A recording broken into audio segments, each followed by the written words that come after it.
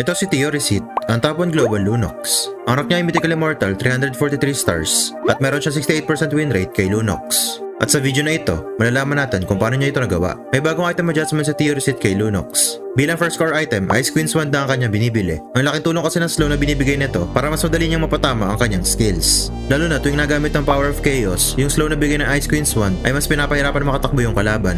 Kaya mas nabababara niya yung kalaban nito. Pagkatapos ng Ice Queen's Wand, Concentrated Energy naman ang pangalawa niyang core item. Yung Spell Vamp kasi na bigay nito ay malakas si combo sa skills ni Lunox. Kahit mga lahati man ng buhay niya, isang Power of Order lang napupuno agad ito. Kaya mas tumataas ang survivability ni Lunox gamit ang item na to. At oo nga pala guys, kung gusto niyo makapaglaro ng PC games pero wala kayong PC, subukan niyo lang ang Star Parks. Gamit ang app na to, pwede kayo makapaglaro ng PC games sa loob mismo ng phone nyo. At ang maganda pa dito, napakadami nilang ino-offer na games for free. Andito ang Naruto, GTA, Attack on Titan, at kahit NBA. Kaya hindi kayo mauubusan ng mga larong pwede nyong